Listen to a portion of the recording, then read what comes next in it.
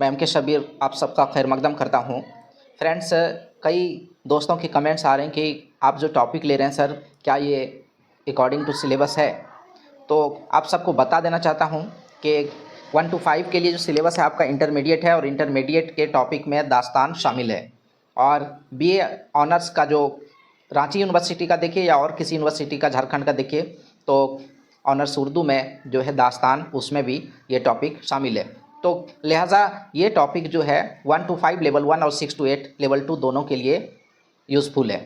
और अब चूँकि हम लोग उर्दू अदब से मुतल्लिक जो प्रैक्टिस सेट है उसको भी कर रहे हैं, और दास्तान से रिलेटेड भी प्रैक्टिस सेट आएंगे इंशाल्लाह, लेकिन कुछ चीज़ें हम लोग को डिटेल्स में भी पढ़नी चाहिए। तो आइए बिना किसी देरी के दास्तान पर आज हम लोग चर्चा करते हैं। और याद रखिए, वीडियो के लास्ट में हम लोग दास्तान से रिलेटेड जो अहम नुक्ता है, इम्पॉर्टेंट पॉइंट्स है, उस पर भी नज़रसानी करेंगे, ताकि इससे रिलेटेड जो क्वेश्चन हो वो हमसे आसानी से सॉल्व हो सके। तो फ्रेंड्स आइए देखते हैं। तो दास्तान किसे कहते हैं? दास्तान आमतौर पर उस तवील और मुसलसल किस्से को कहते हैं जिसमें वाक़यात को पुरकशिश अंदाज में पेश किया जाता है। वाक़यात को क्या किया जाता है? पुरकशिश अंदाज में पेश किया जाता है, ताकि पढ़ने वाले को दिलचस्पी और तजस्सुस बरकरार रह सके। दास्तान में आम वाक़यात के अलावा मा फ़ौकुल फ़ितरत मतलब जो बिल्कुल ज़हन के परे हो। जैसे मान लीजिए मैंने पत्थर पे हाथ रगड़ा और उससे जिन निकल आया, या चिराग पे हाथ रगड़ा, उससे जिन रगड़ा और उससे जिन निकल आया, तो ये ज़हन के बिल्कुल परे है। तो इस तरह के वाक़यात रुनुमा होते हैं दास्तान में। हैरत अंगेज़ कारनामे, ऐसे कारनामे जो इंसान नहीं कर सकता, लेकिन दास्तान में इस तरह के कारनामे दिखाए जाते हैं। ऐसे हादसात जो इंसानी फितरत के बैद हों, जिस तरह की आप देखेंगे कई दास्तान में कि एक इंसान का बच्चा है और उसे जिन का बादशाह उठा ले जाता है, फिर परी से उनके शादी कराने का जो है दोनों में मुआहदा होता है। तो इस तरह के वाक़यात जो है रुनुमा होते हैं दास्तान में। हुस्न इश्क की रंगीन बातें, शहजादों परियों की मुलाकातें, इश्क की बातों में छोटी बड़ी वारदातें, पेचीदगियाँ, उलझनें, हैरत व इस्ताजाब की तवील सिलसिले, ज़ुबान व बयान की दिलकशी और लताफत दास्तान की लाजमी अज्जा हैं। आमतौर पर दास्तान में किस्सों के कई सिलसिले होते हैं, यानी एक किस्से के अंदर कई किस्से बयान किए जाते हैं। यहाँ पर ये चीज़ याद रखने के लायक है कि एक किस्से के अंदर कई किस्से बयान किए जाते हैं दास्तान में। तारीख़ी एतबार से दास्तानें अहद वस्ती की यादगार है। यह ऐसे दौर में रिवाज पाती है जो उमूमन सियासी और तहज़ीबी एतबार से ज़वाल का ज़माना कहलाता है। ऐसे दौर में दास्तान का रिवाज हुआ जो तहज़ीबी एतबार से और सियासी एतबार से ज़वाल का ज़माना था, क्योंकि ऐसे ज़माने में इंसान ज़िंदगी की हमा-हमी, मुस्तकिल जद्दोजहद, नाकामियों, नामुरादियों से तंग आकर ऐसे गोशाए आफ़ियत की तलाश करता है जो इसके रूह को तस्कीन दे सके। जब आदमी परेशान हाल है, उसे कहीं भी उम्मीद की किरण नज़र नहीं आती है, तो ऐसे में उसके दिल को तस्कीन के लिए दास्तानों की शक्ल में ये सिन्फ़ आम हुई। कदीम ज़माने में दास्तान को शाही दरबारों से वाबस्ता हुआ करते थे।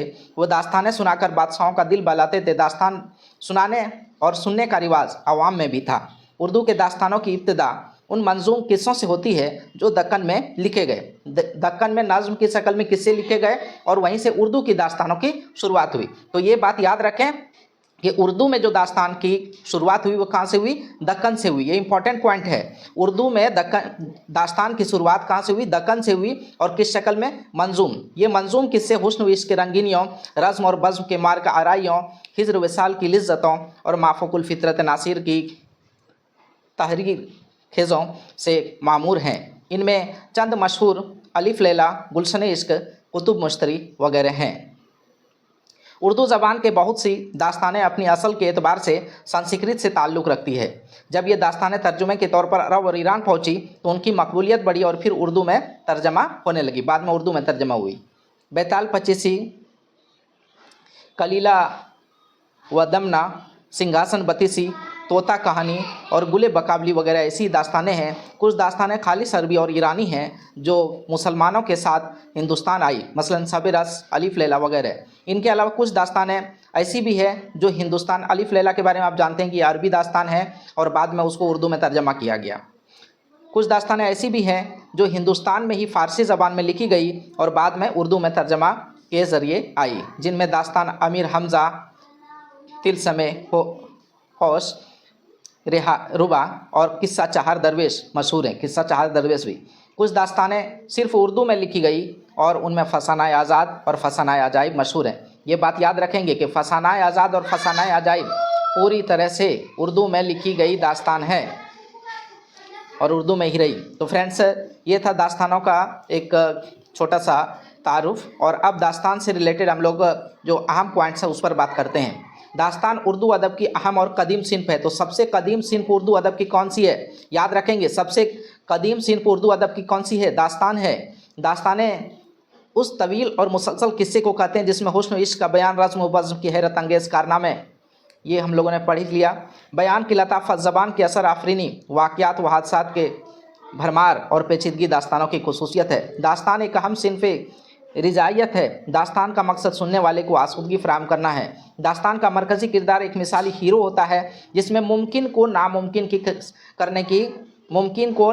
करने की सलाहियत होती है। दास्तान यहाँ पर उल्टा लिख दिया गया, नामुमकिन को मुमकिन करने की सलाहियत होती है। दास्तान में जो एक मरकज़ी किरदार होता है वो दास्तान का हीरो होता है और वो किसी भी नामुमकिन काम को भी मुमकिन बना सकती है।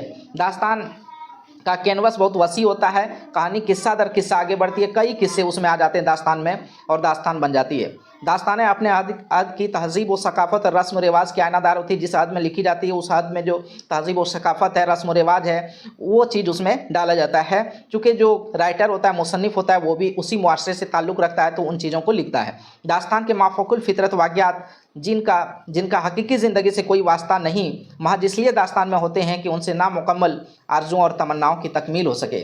इब्तदाई उर्दू में मंजूम दास्तानें लिखी गई, मसलन अलीफ लैला, गुलशन इश्क, कुतुब मुश्तरी वगैरह। इसके बाद नसरी दास्तानों, पहले जो उर्दू में लिखी गई, याद रखेंगे उर्दू में पहले दास्तान की शुरुआत कहाँ से हुई? दक्कन से हुई और मंजूम शक्ल में लिखी गई। और बाद में नसरी दास्तानों का दौर आया जिनकी 4 किस्में हैं। पहली किस्म की वो दास्तान जो असल के एतबार से संस्कृत से ताल्लुक़ रखती है, जैसे बैताल पचीसी, सिंहासन बत्तीसी, गुले बकाबली, तोता कहानी वगैरह। ये दास्तानें तर्जुमा होकर अरब व ईरान पहुँची और मकबूलियत बढ़ी तो उर्दू में तर्जुमा किया गया। दूसरी किस्म की दास्तानें जो खालिस अरबी और ईरानी है, मसलन सबेरा, अलीफ लैला, और ये हिंदुस्तान आई मुसलमानों के साथ, जब वहाँ से लोग आए तो दास्तान भी उनके साथ आई। तीसरी किस्म की वो दास्तानें हैं जो हिंदुस्तान में ही लिखी गई लेकिन फ़ारसी में, अमीर हमज़ा, तिलस्म होश, रुबा, किस्सा चाहर दरवेश, और फिर बाद में ये उर्दू में हुई। और चौथी किस्म की दास्तानें वो दास्तानें जो खालिस उर्दू में लिखी गई, मसलन फसानाए आज़ाद और फसानाए अजाइब, ये खालिस उर्दू में लिखी गई। तो फ्रेंड्स, इस वीडियो में बस इतना ही। तो जेटेट उर्दू के से रिलेटेड जो है पूरा सिलेबस कोशिश करूँगा कि आप तक पहुँचा सकूँ। तो अगर अभी तक भी चैनल को आपने सब्सक्राइब नहीं किया, सब्सक्राइब भी कर लीजिए और बेल आइकन भी प्रेस कर लीजिए ताकि सभी तरह की लेटेस्ट वीडियो आप तक पहुँच सकें। मिलते हैं नेक्स्ट वीडियो में। अल्लाह हाफिज़।